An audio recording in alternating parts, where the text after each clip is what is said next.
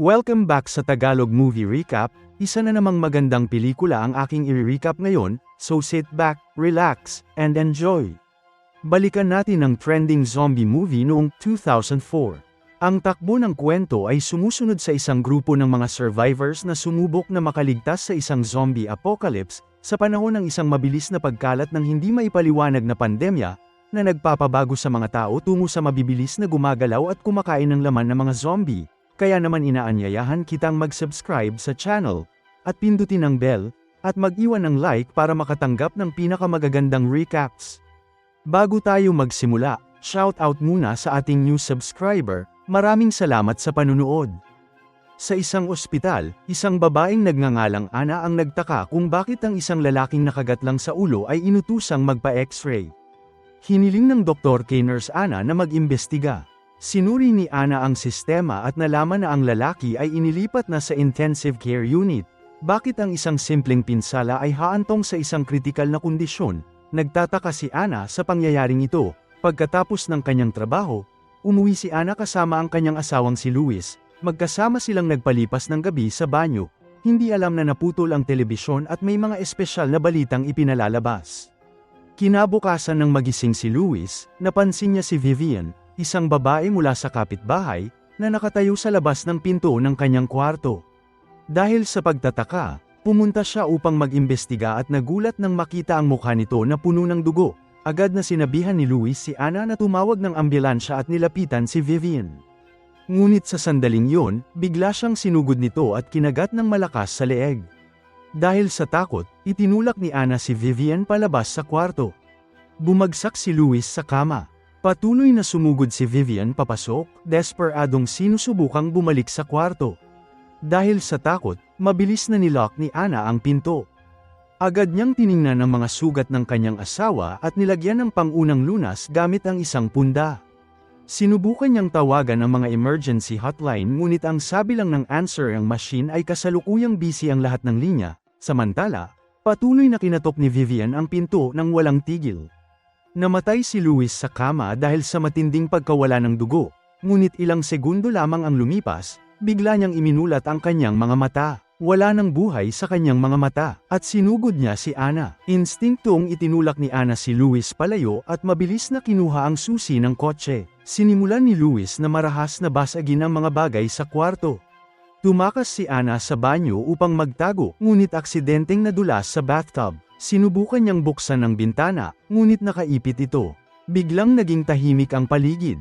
Tahimik na lumapit si Ana sa pinto at tinawag ang pangalan ng kanyang asawa. Sa sandaling yon, sinira ni Luis ang pinto at padabog na pumasok. Binuksan ni Ana ang bintana at tumalon palabas bago pa man niya ito mahawakan. Sinipa niya si Luis ng buong lakas at tumakbo palayo. Magulo ang kalye sa labas. Naghihiyawan ang mga tao sa takot at nagtatakbuhan. Nilalamon ng apoy ang mga bahay, at umalingaw-ngaw ang mga pagsabog kahit saan. Sinubukan ni Ana na tanungin ang kanyang kapitbahay kung ano ang nangyayari, ngunit sa sobrang takot ay nawalan siya sa sarili at itinutok ang kanyang baril kay Ana, napalayo siya. Biglang bumilis ang isang ambulansya at nabangga ang isang lalaki, pagkatapos ay mabilis na umalis. Kasabay nito, tumakbo rin palabas ng kanyang bahay si Luis, kaya walang nagawa si Ana kundi ang mabilis na sumakay sa kanyang sasakyan.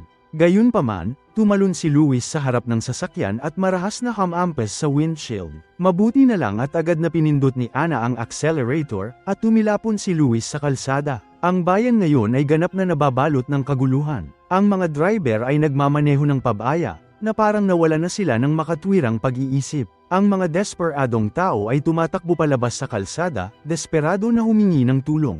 Paulit-ulit na hinimok ng radyo ang mga residente na manatili sa bahay at panatilihing mahigpit na nakasara ang kanilang mga bintana. Kumakalat din ang impormasyon na kahit ang mga pasilidad ng militar ay hindi naligtas. Kalaunan, narating ni Ana ang pangunahing kalsada, kung saan nagpatuloy ang mga banggaan at pagsabog ng walang katapusan. Biglang lumitaw ang isang lalaki, binuksan ng pinto ng kanyang sasakyan, at sinubukang agawin kay Ana. Sa takot, itinulak siya ni Ana palayo at nagpatuloy sa pagmamaneho. Gayunpaman, sa kalagitnaan ng banggaan, nawala ng kontrol ang sasakyan at bumangga sa isang puno. Dahil sa pagbangga, nawala ng malay si Ana. Sa sandaling yun, nagising si Ana, at nang malapit na siyang gumapang palabas ng tumaob na sasakyan, isang baril ang itinutok sa kanya. Ang lalaki ay si Kenneth, isang opisyal ng pulisya. Gusto niya ng isang bagay na magpapatunay na siya ay tao, para mapatunayan na di siya nahawaan. Pagkatapos ay sabay na umalis ang dalawa sa pinangyarihan at di nagtagal ay nakatagpo ang isang grupo ng 3 iba pang nakaligtas. Noong una, tinutukan nila sila ng baril, ngunit nang mapagtanto nilang hindi nahawaan sina Kenneth at Anna, sumali sila sa grupo. Sinubukan ng grupo ng mga nakaligtas ang iba't ibang ruta, ngunit lahat ng dako ay puno ng mga zombie. Sa huli, nagpasya silang tumungo sa isang shopping mall na tila mas ligtas. Habang sinusubukan nilang buksan ang pinto sa pasukan ng mall, biglang lumitaw ang isang grupo ng mga zombie. Habang tumatakbo ang oras, si Kenneth, na walang ibang pagpipilian, ay binaril ang kandado at binuksan ang pinto. Nang isasara na niya ito, inabot ng isa sa mga zombie ang pinto at hinawakan. Ngunit mabilis itong sinipa ni Kenneth, na nagpalabas dito, at nagawang isara ang pinto at makatakas. Pagkatapos, binuksan nila ang mga ilaw at tiningnan ang kanilang paligid, ngunit hindi na gumagana ang mga telepono. Nakulong sila sa isang tindahan na may dingding na salamin, at hindi nila mabuksan ang pinto mula sa loob.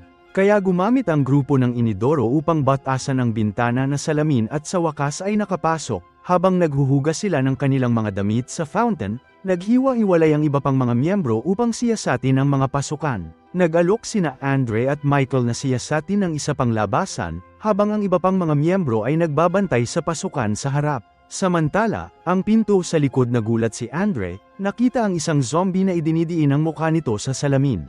Mabuti na lang at ang salamin ang target, kaya hindi makapasok ang zombie. Samantala, sa arcade, nakakita si Michael ng isang malaking martilyo na nakalagay sa tabi ng isang game machine. Sinundan niya ang isang kaina-hinalang ingay na nagmumula sa isang kalapit na pinto, at biglang may isang zombie na tumalon palabas. Itinulak ng zombie si Michael sa sahig, at habang nagpupumigla sila, desperadong sinubukan ni Michael na itulak ang bibig ng zombie palayo sa kanyang mukha. Mabilis niyang kinuha ang martilyo at itinutok ito sa ulo ng zombie. Samantala, biglang lumitaw ang isang zombie sa harap ng pasukan ng shopping mall, at sinunggaban ang buntis na asawa ni Andre na si Luda. Agad na itinutok ni Kenneth ang kanyang baril sa ulo ng zombie, ngunit sa sandaling iyon ay lumipat ang target ng zombie sa kanya.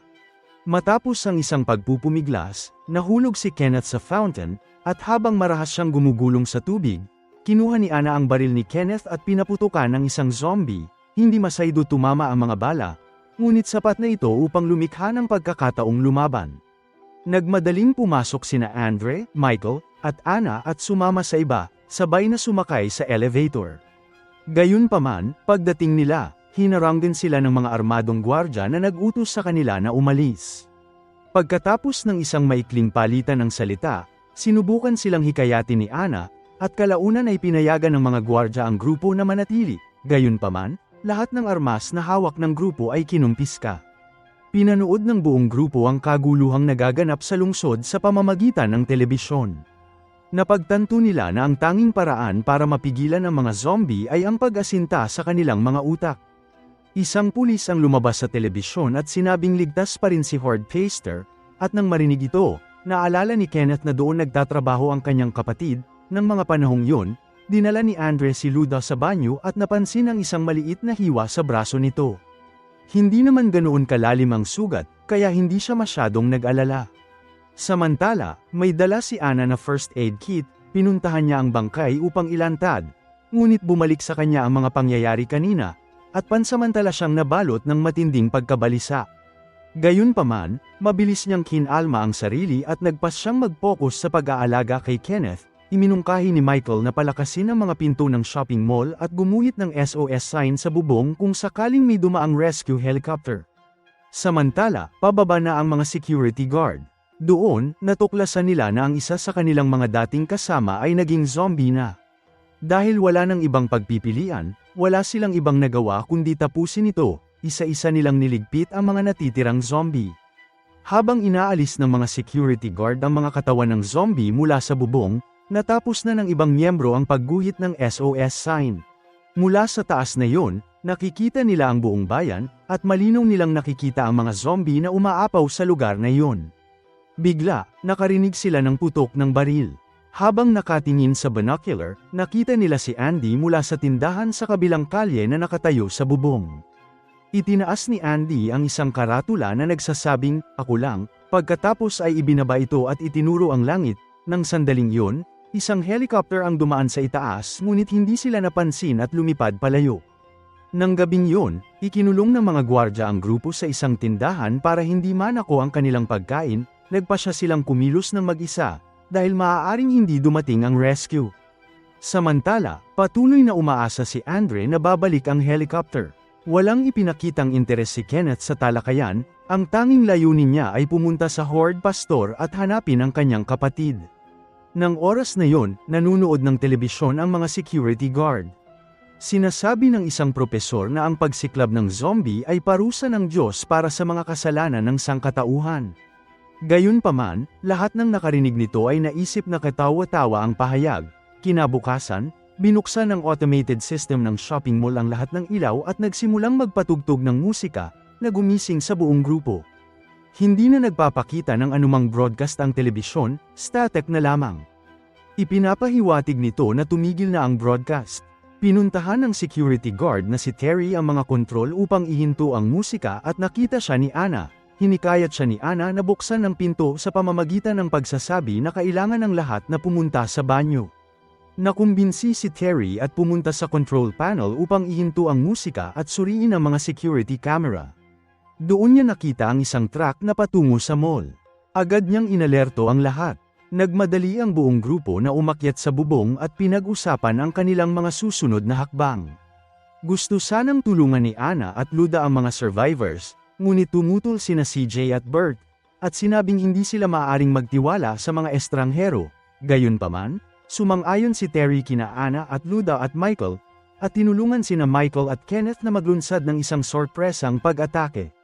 Bilang resulta, nagtagumpay sila at kinuha ang mga armas mula kina CJ at Bert. Pagkatapos ay tumungo si Terry sa baba kasama ang dalawang gwardya.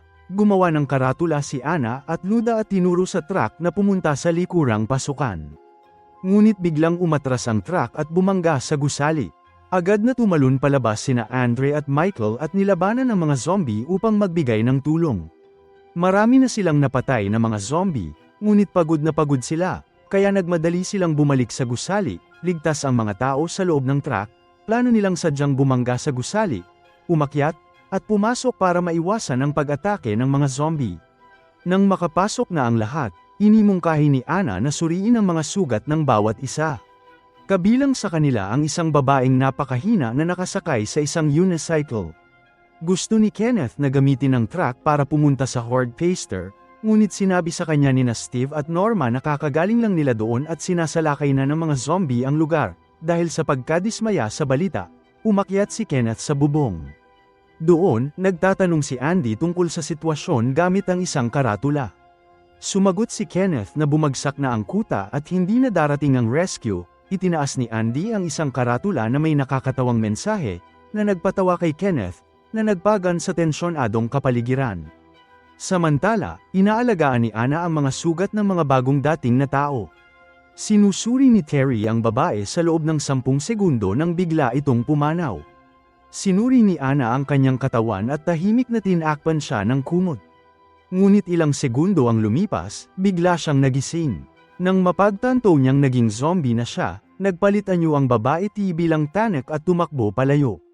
Natigilan si Anna sa nakakagulat na tanawin ng babae at sinaksak ang mata ng zombie habang umaatake ito, nakatakas sa panganib, at muling bumalik ang malungkot na alaala ng pagkamatay ng kanyang asawa. Pagkatapos ng pangyayaring ito, ipinaliwanag ni Anna sa grupo na ang sanhi ng pagkabuhay muli ng mga patay ay dahil sa kagat ng isang zombie. Sa sandaling yun, tahimik na inamin ni Frank, isa sa mga miyembro ng grupo, na siya ay nakagat. Iminungkahi ni Anna na ihiwalay si Frank at bantayan siya, ngunit iginiit ni Michael na dapat nilang harapin ito bago pa siya mag-mutate, at pumayag si Kenneth. Agad na tumakbo si Anna upang balon si Frank. Samantala, desperadong nagmakaawa ang anak na babae ni Frank sa lahat na tulungan ng kanyang ama, ngunit ang tanging ibinigay sa kanya ay isang maikling panahon upang magpaalam. Pagkatapos, dinala si Frank sa silid-hintayan, kung saan naghihintay na si Kenneth. Nang lumitaw ang mga palatandaan ng mutasayon sa katawan ni Frank, tinapos siya at mahinahong lumabas si Kenneth, at sa mga sumunod na araw, ang grupo ay nag-isip ng mga paraan upang maaliw ang kanilang sarili upang makalimutan nila ang nakakatakot na katotohanan ng bawat araw. Isusulat nila ang iba't ibang kahilingan sa isang piraso ng papel at ipapakita ang mga ito kay Andy sa kabilang lugar, na siyang babaril sa mga zombie ayon sa mga kahilingan. Hindi lamang ito para sa kasiyahan, kundi isang paraan din upang mapanatili ang kanilang mga kasanayan sa pagbaril. Habang nagtitipon ng lahat ng tao sa paligid ng hapagkainan, bawat isa sa kanila ay nagbahagi ng mga alaala ng pamilyang kanilang namatay. Biglang namatay ang lahat ng ilaw sa shopping mall, at naging madilim. Agad na pinuntahan ni Andre si Luda upang tingnan. Malubha na ang kanyang kalagayan, at walang ibang nagawa si Andre kundi atali siya sa kama kung sakaling magkaroon ng emergency. Nang oras na yon, pinuntahan ng 4 na lalaki sa grupo ang generator. Natuklasan nila ang mga bakas ng dugo na kumakalat sa dingding, at ang pakiramdam na may gumagalaw sa dilim ay pumuno sa hangin ng tensyon. Si Dagaw ay isang asong gala pala. Tinawag ni Michael ang aso, at tila maayos naman ang lahat, ngunit biglang tumahol ng malakas ang aso. Bigla, isang zombie ang nahulog mula sa kisame at kinagat si Bart sa leeg. Ang kaguluhan ay nakaakit ng mas maraming zombie mula sa likuran ng koridor. Walang nagawa ang grupo kundi tumakas, naiwan si Bart. Binuksan ni Kenneth at Michael ang gate para makadaan ang lahat, at pansamantala, buong tapang na pinabagsak ni CJ ang isang zombie na lumapit ng napakalapit, pagkatapos ay mabilis na isinara ang gate. Kaagad pagkatapos, maingat na isinara at nilock ang pinto at sinimulang paputukan ang mga zombie na sinusubukang umakyat. Isang zombie ang binaril at nahulog, at ang bahagi ng gate ay gumuho kasama nito. Mabilis na nakahanap si Michael ng tangke ng gasolina at ibinuhos ito patungo sa grupo ng mga zombie. Naghagis si CJ ng lighter, na nagdulot ng isang malakas na pagsabog, at lahat ng mga zombie na nasa paligid ay nilamon ng apoy. Habang nakikipaglaban ang grupo para sa kanilang buhay, pinanood ni Andre nang may paghihirap ang kanyang minamahal na si Luda habang hinihingal ang kanyang huling hininga.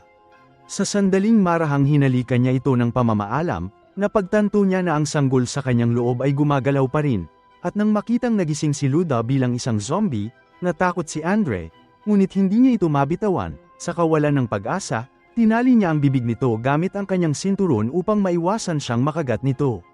Gaano man kakilakilabot ang katapusan, naghahanda si Andre para sa sandali ng pagsilang ng sanggol. Samantala, napansin ni Norma, isa pang miyembro ng grupo, na matagal na niyang hindi nakikita si Luda at nagpas siyang bisitahin ito. Sa sandaling buksan ni Norma ang pinto ng silid, siya ay natakot. Hawak ni Andre ang bata sa kanyang mga bisig, at si Luda ay naging isang zombie na umuungol at gumagalaw ng ligaw. Dahil sa gulat, agad na binunot ni Norma ang kanyang baril upang protektahan ang lahat at pinaputukan si Luda. Galit na galit sa ginawang ito, gumanti ng putok si Andre kay Norma. Isang matinding sagupaan ang naganap sa pagitan ng dalawa, at sa huli ay kapwa binawian ng buhay sina Andre at Norma. Nang marinig ang mga putok ng baril, nagmadaling pumunta sa pinangyarihan ang iba pang miyembro ng grupo. Pagdating nila, nasa halos bingit na ng kamatayan si Norma, at laking gulat ni Terry, itinutok niya ang baril kay Norma upang pigilan itong maging zombie. Gayunpaman, si Anna ang pumihil dito, at mahinaong ipinaliwanag ni Norma na nasugatan lamang siya, hindi kinagat, at sa makatuwid ay hindi magiging zombie. Pagkatapos ay tiningnan nila ang sanggol, ngunit nakalulungkot na ito ay naging zombie na. Dahil wala nang ibang pagpipilian, kinailangan ng grupo na gumawa ng isang mahirap na desisyon tungkol sa munting buhay.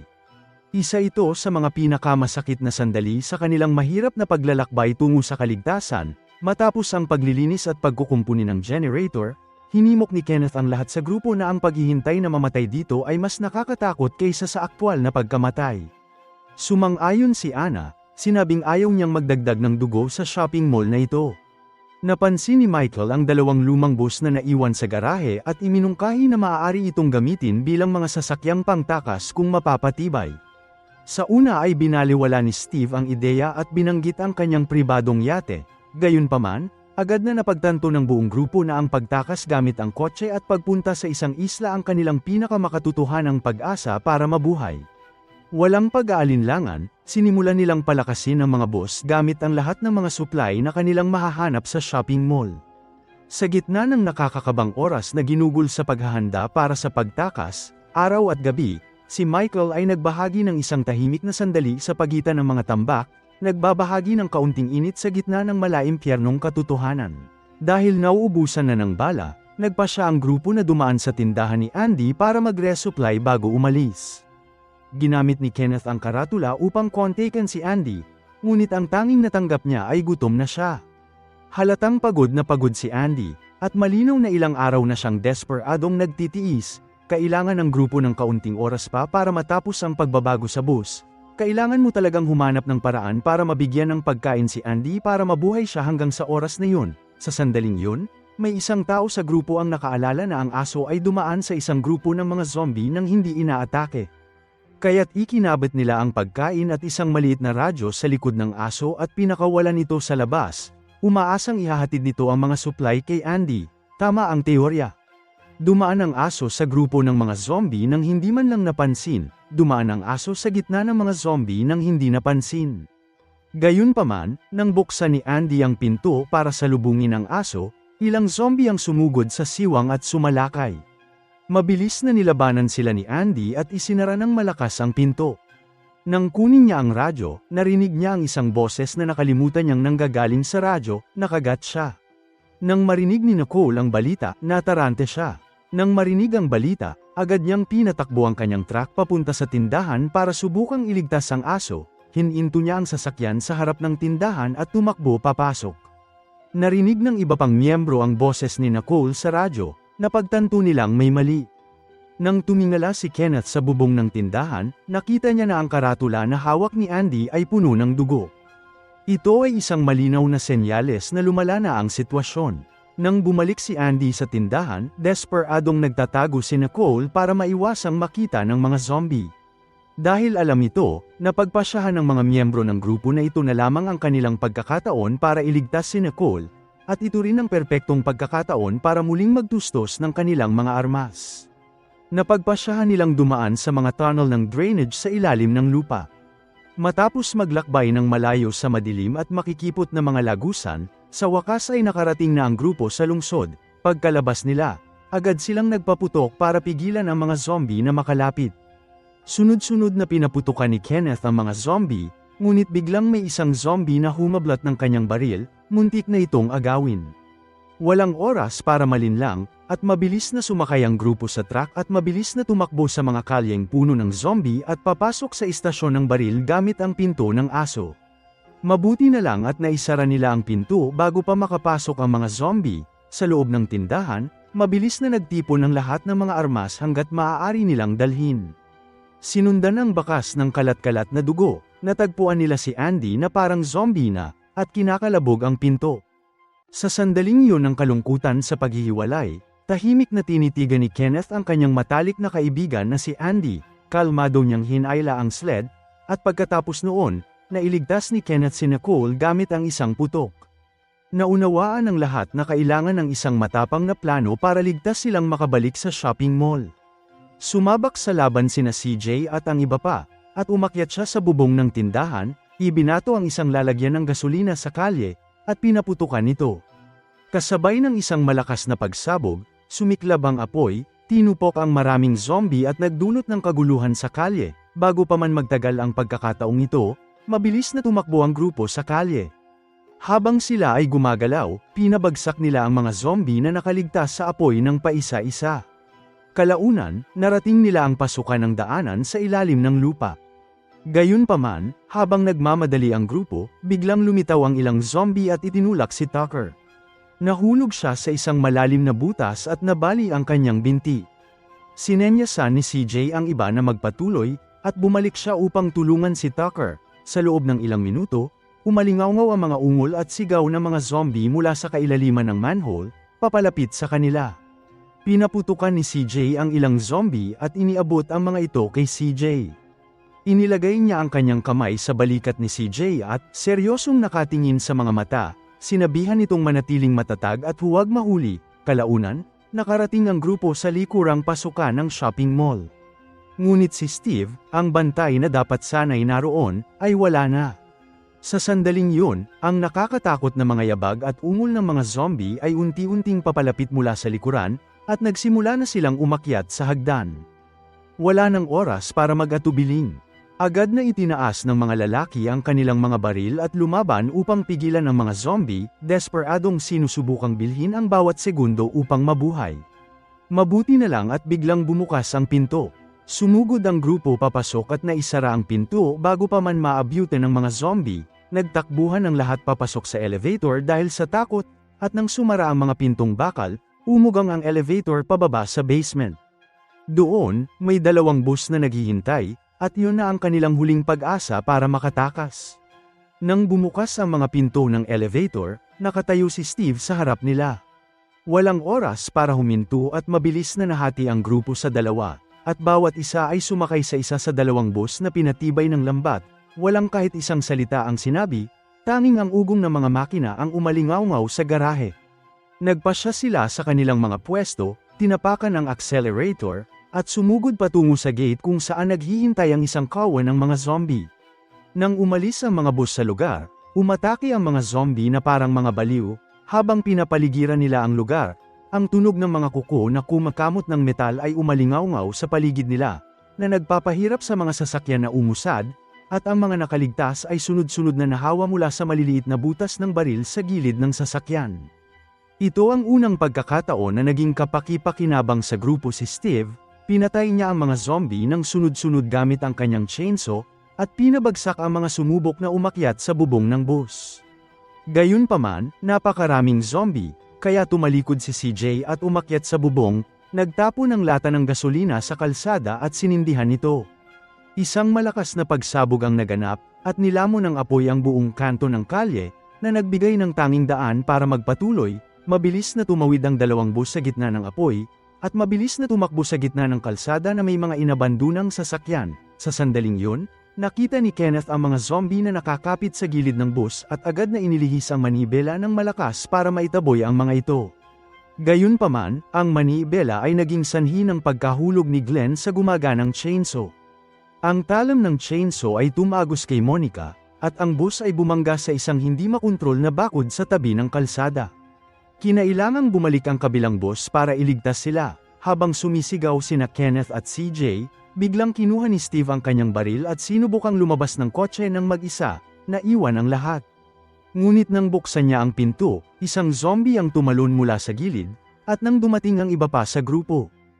Natigilan si Anna sa nakita. Duguan si Glenn, at patay na si Monica. Ang isa ay namatay sa isang aksidente, ang isa naman ay natamba dahil sa pagkawalay ng iba. Ngunit hindi pa tapos ang kalungkutan, si Steve, na isa ng zombie, ay biglang lumitaw at inatake si Anna.